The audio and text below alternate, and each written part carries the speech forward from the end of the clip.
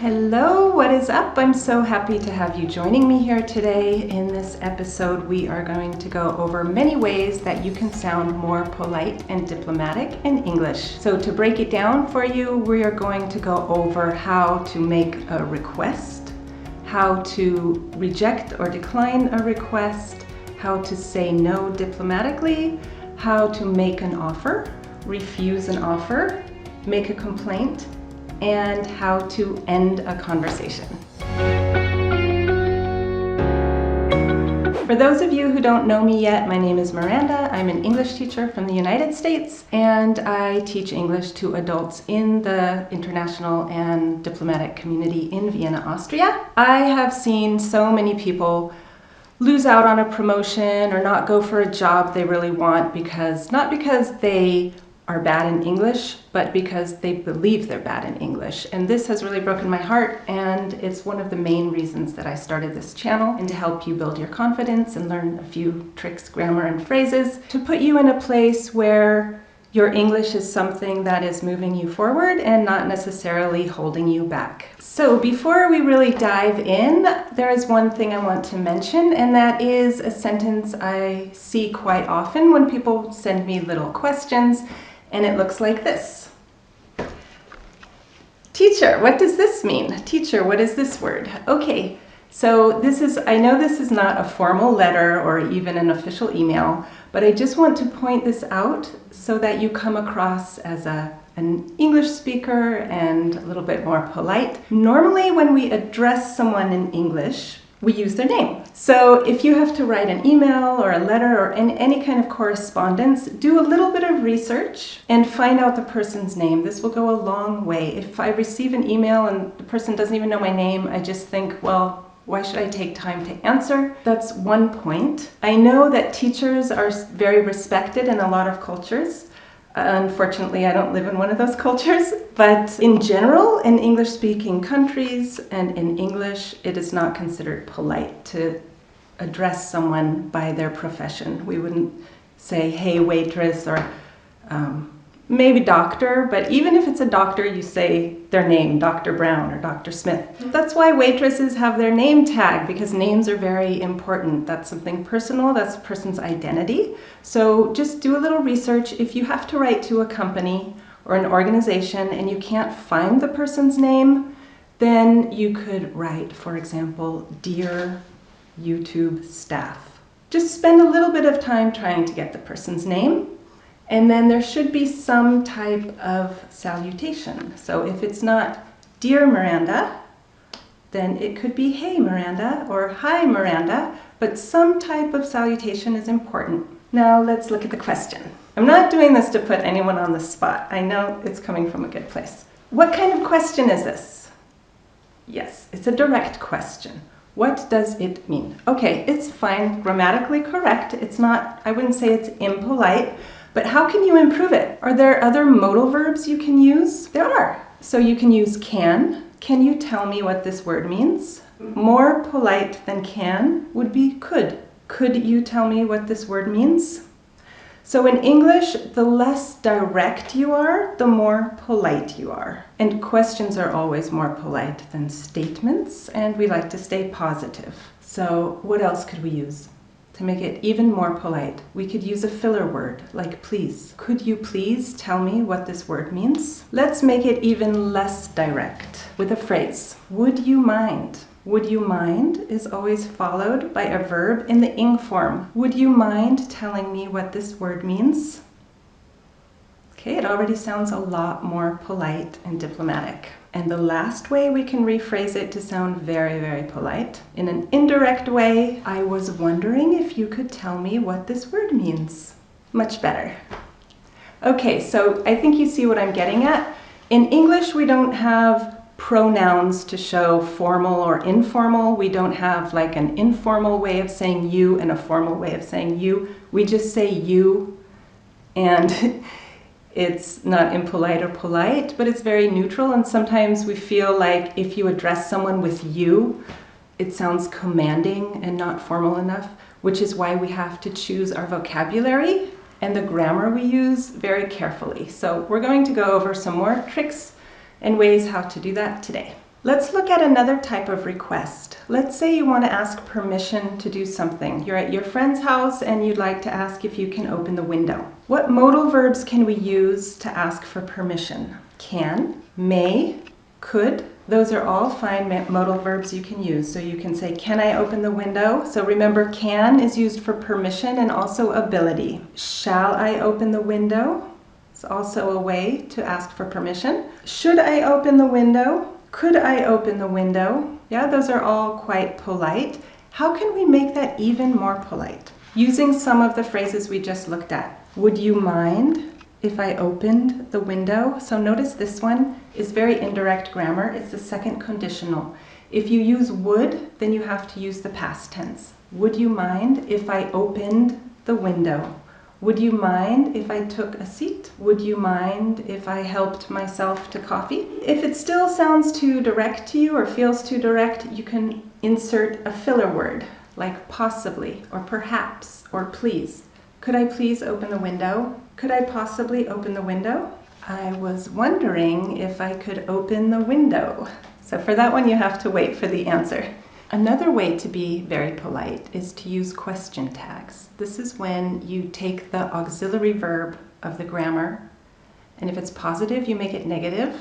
If it's negative, you make it positive. For example, you wouldn't mind if I opened the window, would you? It's a bit warm, isn't it? Mind if I open the window? I'll open the window, shall I? Okay, so now let's talk about how to say no. Imagine that your boss sends you an email and asks you to work on a Saturday. I don't think so. You don't want to do that.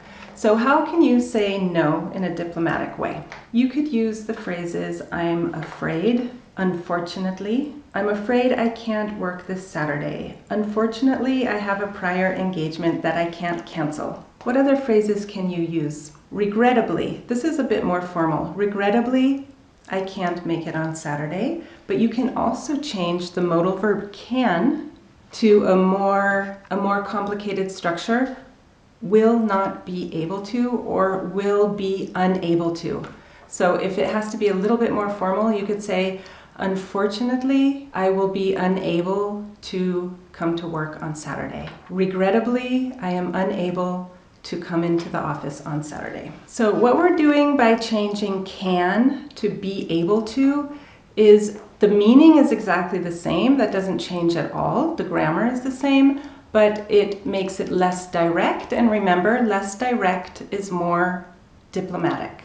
You can also start the sentence with, I'm sorry, but. So this is less formal, but it's very polite. Someone asks you to babysit their kid. I'm sorry, but I won't be able to babysit for you tomorrow. I'm afraid I can't babysit for you tomorrow. That sounds really fun, and thank you for asking, but I'm unable to babysit for you tomorrow. I really hate to say no, but I can't babysit for you tomorrow because I have something else planned. That's a tempting offer, but I'm afraid I can't do that tomorrow. You can use other phrases as well. You could use to be honest. So if you have to say no in a direct way, you could say, to be honest, I wanted to sleep longer tomorrow. Be tentative. To be honest, I'm not sure that I'm free tomorrow. That's a great idea, but I'm afraid I'm going to have to decline. So keep these phrases in mind. To be honest, regrettably, perhaps, I hate to say no, I'm really sorry to disappoint you. Oh, I'm so sorry to disappoint you, but I'm afraid I can't do that tomorrow. So now let's talk about how you can criticize someone and still sound polite. So you want to give someone some feedback, but you don't really want to sound like a bad person, or you don't want it to come across as rude, and you don't want to hurt their feelings, of course. So how can you do that? Let me give you an example. So your colleague, his work isn't very good, and you should tell him his work's not good. So instead of saying your work is bad, which is very direct, how can you change it? Now, the first thing you want to do is to avoid the word you, because it's very accusatory. The second thing you want to do is avoid the word bad, because it's very negative. So, how do we do that? First, let's start off with a word or phrase to make the whole sentence lighter and to introduce it in a polite way. You could say unfortunately again. You could say to be honest. If I may say so, to be frank, please don't take offense. Please don't take this the wrong way, but respectfully, to be honest, your work hasn't been very good. You see what I did there? I didn't say your work is bad.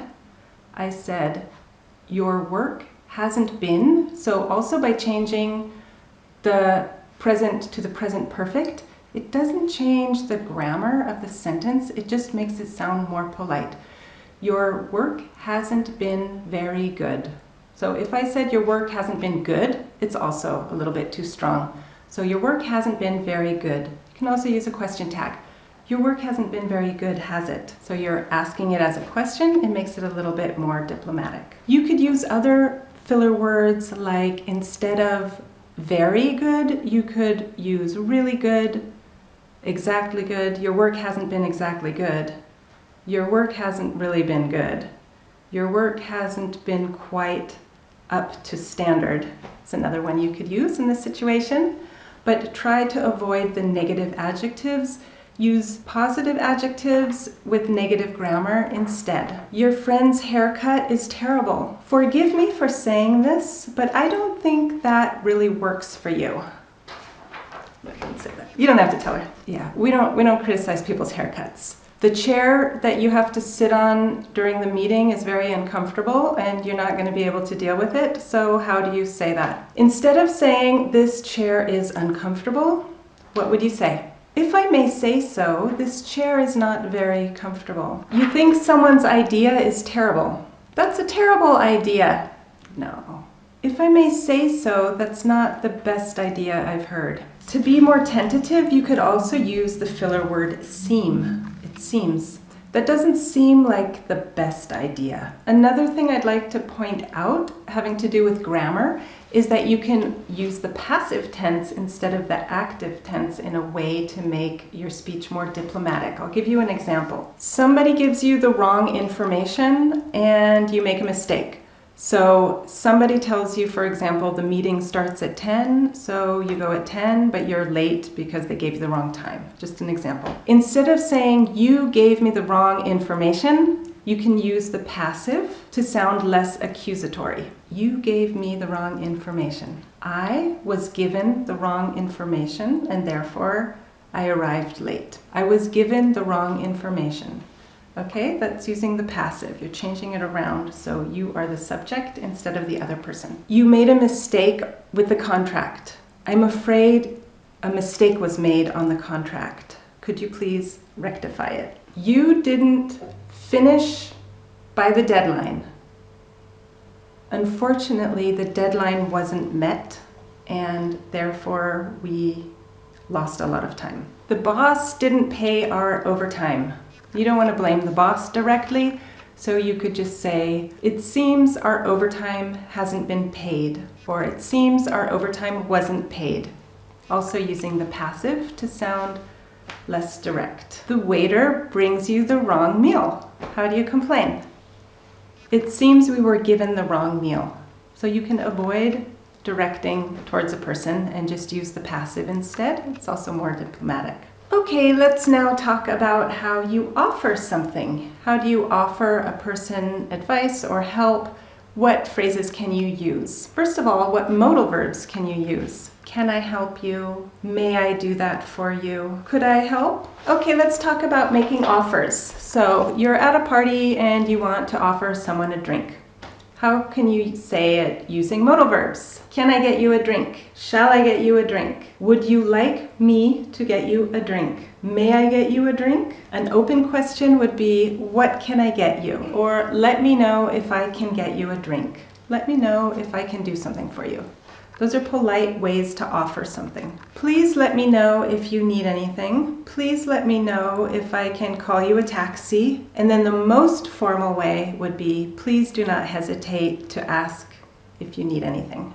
This is more for emails and letters. It's more written, but it's also very formal. Okay, this is one that will come in very handy, I hope, which is ending a conversation politely. I know that this varies a lot between cultures, so I want to talk about this because you waste a lot of time talking to people just because you don't know how to end the conversation. They like to talk, maybe you're in a hurry or you just have things to do, and that can be quite awkward, especially when both parties don't know how to end the conversation. You could say, I'll let you go now, or you could say, sorry for keeping you, I'll let you go. So you push it on them. That's very nice. You could also say, I'm afraid I have to get going now, but it was great talking to you. You'll have to excuse me, it was lovely talking to you. Okay, let's be in touch. This is a tricky one. Because let me ask you, are you really going to be in touch? It's more of a conversation closer than having any substance. So even saying that you should get coffee sometimes, I know to Americans, they don't really take this seriously. If an American says, oh, let's have coffee sometime, or let's phone, there's maybe a 10% chance that they mean it. It's just a way to end the conversation politely.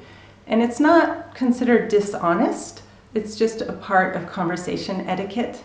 And don't be insulted if someone says, let's have coffee sometime, but they don't call you for coffee. People sometimes feel bad about leaving a conversation. Nobody likes goodbyes. And that's why they usually use some kind of phrase about the future and meeting up in the future to make it a bit more easy. Kind of like, how are you? So I'm from the United States, and how are you to me is a greeting. It's not a real question. So if I walk by someone in the hallway at work and they say, how are you? I don't feel obliged to stop and tell them how I am. I just say, I'm fine, thanks, and keep walking. Or I say, fine, how are you? And keep walking. There's no obligation to stop and chat, and sometimes that leads to misunderstandings or hurt feelings, but it's not really to be taken personally. You'll have to excuse me. It's been great talking to you. So as usual, I'm going to give you a little bit of homework. I'm going to put up 7 very direct statements or questions, and I would like you to make them as polite and diplomatic as possible in the comments. It's been lovely having you today, and I hope to see you again really soon. Take care and have a great day.